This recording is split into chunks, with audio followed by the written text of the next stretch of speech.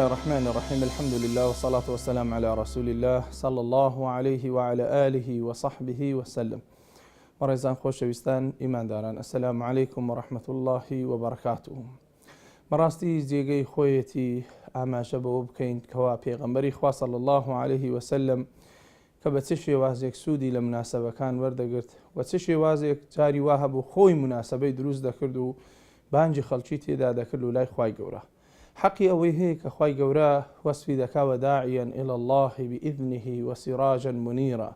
بەڕاستی بانخواز بوو لەلای خوای پەروەردگار بە ئیزنی پەروەردگار و رب العالمین و چرایەکی ڕووناک بوو پێغەمبەری خوا صلی الله عليه وسلم. ئێمەش هەر لە دوو ڕێبازەکەی ئەودا دەڕووین. لە قورئانی شەروامان پێدەفەرمێ قل هذه سبیلی، ئەوە ڕێگای منە، ئەوە ڕێگای منە، پێیان بڵێ ئەوە ڕێگای منە، ئەنا ومن اتبعني، هەر کەسێک ئەمن و ئەوانەی شوێنی من دەکەون. یعنی ڕێبازی پێغەمبەر صلی الله عليه وسلم دیارە، ڕۆشنە کە خەڵکی بانگەکە لۆ خاتری وەی لە ئاگری جەهەنەم بە دوورکەونەوە بێن لە بۆ بەهەشت، لە ئەخلاق و ڕەوشتی نزم دوورکەونەوە بێن لە بۆ ئەخلاقە بەحایە جوانەکان و ڕێک و پێک و گەورەکان. و پێغەمبەری خوا صلی الله عليه وسلم سمبولێکە لۆ ئێمە وەکو مسلمان حەیفە ئێمە سەرکردەیەکی ئەوها ڕاستگۆ و چاک و باش و بانخواز و ئەخلاق بەرزمان هەبی بچین بە دوای کەسێکی دیکەدا بکەوین قومارچی و ئارەخۆر و داوێن پیس و خراپ بیگۆڕین و ئەخە چ جوابی خوا بدەین و لە ڕۆژی قیامەتدا سەرکردەی مەخ غەیری پێغەمبەر صلی الله عليه وسلم کەسێکی دیکە بی دەبی چی موقیفێکمان هەبی چیمان بەسەر بێ ئەگەر بێت وانەکەین. اینجا بەڕێزان تەماشاکە پێغەمبەری خوا صلی الله عليه وسلم بە چ شێوازێک سوودی لەو مناسباتانە وەردەگرت کە دەهاتە پێشی کاتێک کە دەستی بە داعوە و بانگەواز و کاری ئیسلامی کرد. لە ئەوەل ئەمری پێغەمبەر صلی الله عليه وسلم کە خوا ئەمری پێکرد فاصدع بما تؤمر وأعرض عن المشركين وأنذر عشيرتك الأقربين. ئاەت دابەزی کە بێ ئەو داوای ڕابگەیەندرێت، دەبێت پێغەمبەر صلی الله عليه وسلم دین ئاشکرا بکەو لە ناو خەڵکدا بڵاوی بکاتەوە و کار و بانگەواز چیت کە بە دزی و بە نهێنی نەبی بەڵکو بە ئاشکرا و بە ڕۆژی ڕۆناک بی. پێغەمبەری خوا صلی الله عليه وسلم چووە لە بۆ سەر چیای سەفا خەڵکەکەی هەموو بان کرد لەوێن دەرکۆبوونەوە. ئەو کۆبوونە بزانە ئەو گردبوونەوەی پێغەمبەری خوا صلی الله عليه وسلم سوودی لێبینی عالەمەکەی بان کرد، خەڵکی کۆبیتەوە مناسبەیەک دروست بی. محەممەد المستەفا صلی الله عليه وسلم نێردراوی خوا کارێکی پێیانە، ئەوە نازانن چی ئەو کارە. پێغەمبەری خوا صلی الله عليه وسلم وەکو جوانترین بانخواست وەکو پێشەنجی بانخوازان ڕوو لە خەڵکەکەی دەکا و پێیان دەڵێ ئایا ئەگەر ئەمن پێتان بڵێم ئێستا جێیشێک لە پشت ئەو چیایە و دێ هجوومتان دەکاتە سەری ئێوە باوەڕم پێ دەکەن، ئەوان چ جواب بدەنەوە؟ دەوێت بزانی مووقیفی قسەی کو وەردەگیرێ لەناو ئەو خەڵکەدا. فەرمیان ما جەڕەبنا عەلەیکە کەذیبەن قەت تەجربەمان لەگەرت و نییە درۆت کردبی لە ژیانتدا، قسەی تو هەموو ڕاستگۆ بووە، ڕابردووشە صادق الئەمین بووە، کەواتە ئێستا ئەوەی دەشیڵەی پێمان وایە قسەیەکی ڕاستە و چاک. ئەو جا پێغەمبەر فەرمی صلی الله عليه وسلم ئەمن پێغەمبەری خوام نێردراوی خوام لەلایەن خوای گەورەوە هاتم موژدە بدەم بەو کەسانەی کەوا ڕێبازەکەی من دەگرنە بەر لە بۆ بەهەشتێ ئەوانەی کە ناگرنە بەر لە بۆ جەهەنەم. ئەو جا لەو کاتە بوو ئەبوو لەهەب کە گوتی تەبەن لەکە سائیر هذا اليوم ألهذا جمعتنا. ئەوەی ئەمە تۆ کردیتەوە. خوای گەورە ئاەتی دابەزان تەبەت یەدا ئەبی لەهەب وەتەب. کەواتە بەڕێزان پێغەمبەری خوا صلی الله عليه وسلم ئیشەکەی ئەو بەگردبوونەوە دەستی پێکرد، ئیشەکەی ئەو بە کۆمەڵە خەڵکێک لە دەوری خۆ کۆکاتە و قسەیان لە بۆ بکە، بانجیان کە لە بۆ ڕێگەی خوا، نەجاتیاندا لە گومڕایی بیانهێنی، لە بۆ تاریکیەکاندا ڕێگەیان لە بۆ ڕۆشن بکاتەوە لۆ خۆی لۆ ئیمانداران کە ئەوە وأن هذا صراطي مستقيما فاتبعوه ولا تتبعوا السبل فتفرق بكم عن سبيله. ئەو جا لە پاشی ئەوە پێغەمبەر صلی الله عليه وسلم دەستی بە داعوە و بانگەواز کرد لەگەر ئەو خەڵکەدا، سوودی لە مناسباتەکان وەردەگرت، سوودی لە شتانە وەردەگرت کە خەڵک تێیدا کۆ دەبووە، حتا لە بازاری شعرەکان لە ناو بازارەکاندا،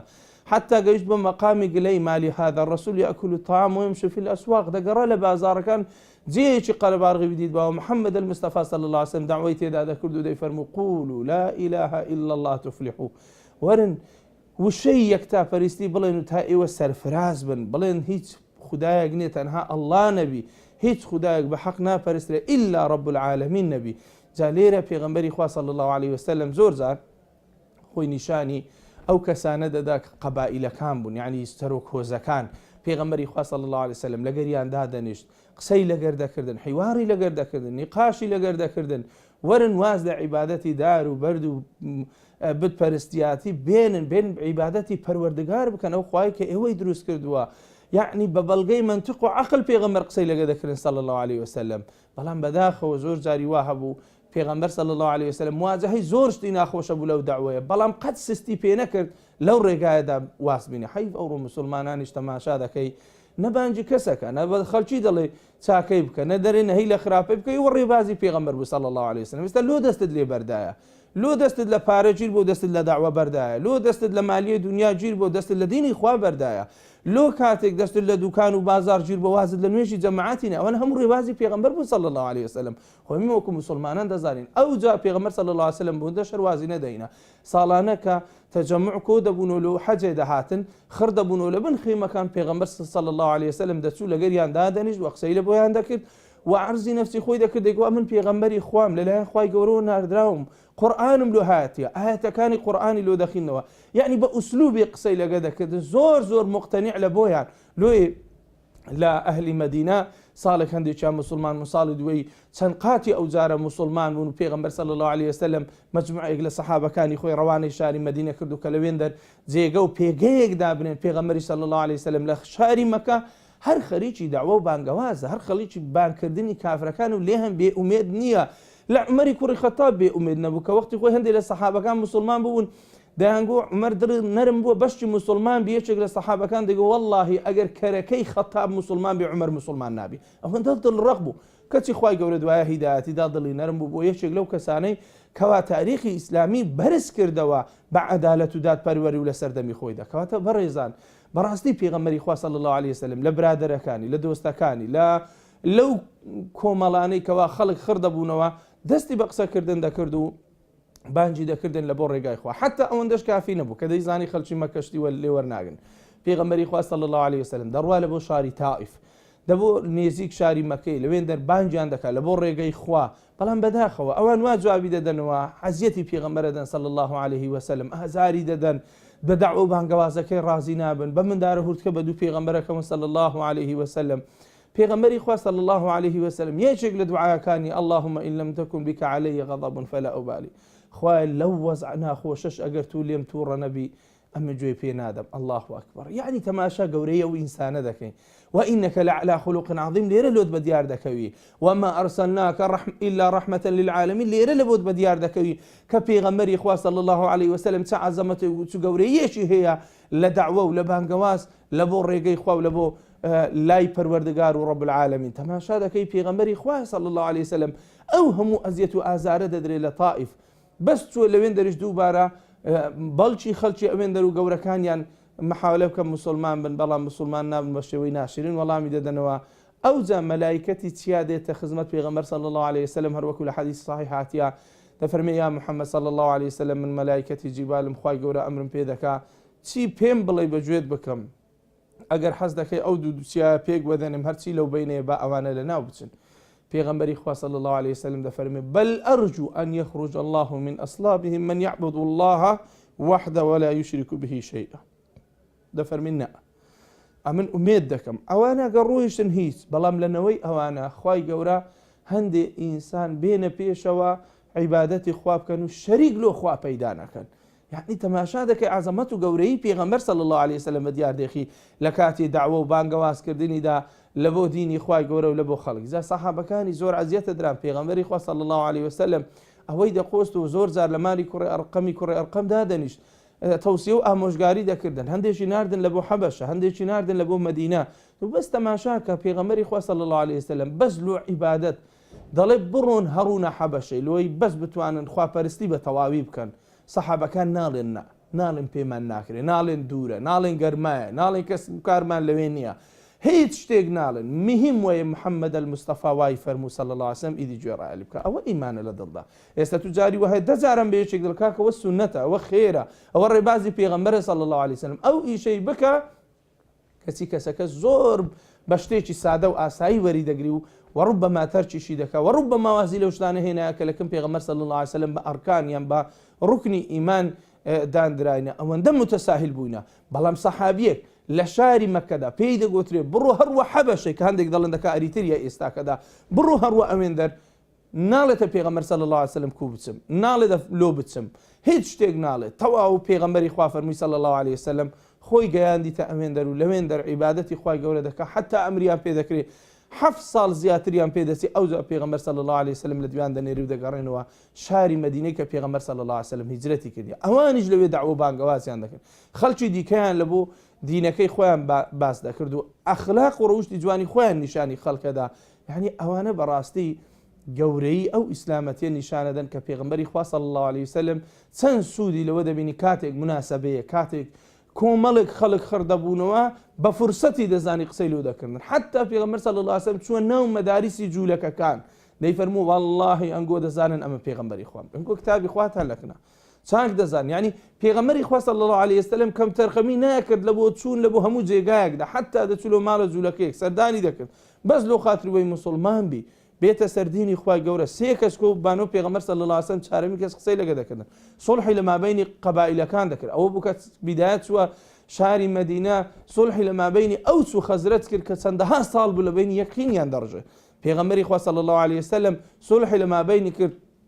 خوای گەورە فەرمی فأصبحتم بنعمته إخوانا وكنتم على شفا حفرة من النار فأنقذكم يعني ئەوانە لەگەر یەک دوژمن بوون بەڵام خوا کردنی بە برا لێکی نێزیکردنەوە ئەوجا پێغەمبەری خوا صلی الله علیه وسلم تەماشاکە کاتێک دەچیتە شاری مەدینە نەوعێک لە ئازادی وەردەگری هەوایەک و نەفەسێکی ئازادی تەواو وەردەگری لە عیبادەت و لە خواپەرستی پاڵپشتیەکی هەیە لە مسلمانان کۆمەڵێکی زۆر مسلمانان خواپەرست و دیندار لەوێن دەردا هەیە ماڵێک لە شاری مەدینە نەمایە ئیلا باس و ذکری پێغەمبەری صلی الله علیه وسلم تێدا دەکرێت خەڵکێکی زۆر تێدا مسلمان بووە محمد المصطفى صلی الله علیه وسلم کاتێک دەستەوێندەر ئەبێ مناسبە دروستکەی ئەبێ کۆڕ دروستکەی ئەبێ شتێک دروست بکەی لۆی خەڵک تێیدا کۆبیتەوە باشترین شت دروستی کردی چییە پێغەمبەری خوا صلی الله علیه وسلم هەر دەستی بە دروستکردنی مزگەوتێک لە شاری مەدینەدا دروست دەکا ئەوجا کە مزگەوتی دروست کرد فەرمان بە مسلمانان دەکا بێن لە بۆ نوێژی جومعە ئەو داعوە بانگەوازە بەو شتانەوەدا دروست دەبی هەتا ئێستاش کە ئێمە سوود لە خوتبە وەردەگرین ئەو فەهمەی پێغەمبەر صلی الله علیه وسلم کاتێک خوا فەرمانی پێ دەکا کە تۆ مزگەوت دروستکە وەلەو مزگەوتەشدا هەفتەی ڕۆژێک لە ڕۆژی جومعە خیتاب بدە لە بۆ ئیمانداران ڕوو لە ئیمانداران بکە پێیان بڵێ لە جومعە و جەماعەتدا کۆ ببنەوە نوێژی جەماعەت بانجیان بکە بێن ئەو نوێژە هەر دەرەجەیەک لەو نوێژەدا بە 27 دەرەجەدا هەیە گەر بە جەماعەتدا ئەنجامی بدەیت کەواتە پێغەمبەری خوا صلی الله علیه وسلم لە شاری مەدینەشدا تەماشای دەکەی مزگەوتی دروست کرد مسلمانانی تێدا کۆ کردەوە نوێژی جەماعەتی داهێنا پێغەمبەری خوا صلی الله علیه وسلم نوێژی بارانباری نوێژی ڕۆژگیران نوێژی مانگگیران یعنی ئەوانە هەمووی هات پێغەمبەر صلی الله علیه وسلم خەڵکی تێدا کۆ دەکردنەوە قسەی لۆ دەکردن نوێژی جوێژنەکان تەجەموعێکی دروست دەکرد و وەرن لە دەرەی شار کە گوێتان نابی لە ناو مزگەوت لەوێن دەردا گوێ لە من ڕابگرن کە بزانم قسەتان لۆ دەکەم ئامۆژگاریتان دەکەم ئەو ئاەتانەی قورئاندا بەزیە لۆتان دەخینمەوە ئەوە پێغەمبەری خوا بوو صلی الله علیه وسلم و داعوە بانگەوازەکەشی هەر لەوێ ڕێ نەگەڕا بۆیە پێغەمبەری خوا صلی الله علیه وسلم حتا نامەی نارد لە بۆ مەلیکەکانی دنیا ورن أسلم تسلم يؤتك الله أجرك مرتين لبو روم لبو فارس لبو مقوقس لبو همو جيغايا كان دا مليكا كان پیغمبری خوا صلی الله علیه وسلم نام و رساله دنرجا بس تماشاکا سبحان الله اما او نوع الصحابيان هبوا پیغمبری خوا صلی الله علیه وسلم نامه چه دات دستی برو هرو بیبا لبو ملیچ رومکا لو ملیچ فارسکام لو ملیچ قبطکام بیبا مصر بیبا هر جیگای چتو دتوی پیغمبری خوا صلی الله علیه وسلم پی دفرمی بلام او نالی پیم ناکری نالی ناتوانم نالی لوانه بمکوشن اخم کو بسمکن ملی کو بسمکن فلان کس کو خواردن لەگە خۆم بم کو ڕێگایەکە شارەزانیم محەممەد المستەفا وای فەرموو بەڵێ یەکسەر جێبەجێ دەکا بەڕاستی ئەوەی کە بەنسبەت ئێمەوە گرینگە بەڕێزان ئاخر قسەمان ئەوەیە کە پێغەمبەری خوا دەفەرمێ صلی الله عليه وسلم بلغوا عني ولو آية لە جێگەی من تەبلیغی ئەو دینە بکەن ئەگەر یەک ئاەتیش بی بلغوا تەکلیفە عني تەشریفە ولو آية تەخفیفە یعنی تەکلیفت لێ دەکا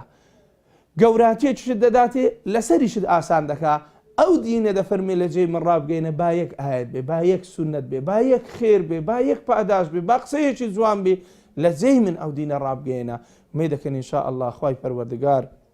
بە گەورەی خۆی مناسەباتەکانمان لۆ بەخێر بجێڕی فەزل و گەورە و ڕەحمەتی خۆی بەسەرماندا ببارێنی پەروەردگار لە گوناحی خۆمان و داک و بابمان خۆش بێ شیفا لەو نەخۆشەکانمان بنێری خوای پەروەردگار وەمان لێ بکە بەیەکێک بین لەو کەسانێک کە بانگەکەین لۆ لای دینی خوای پەروەردگار و بەس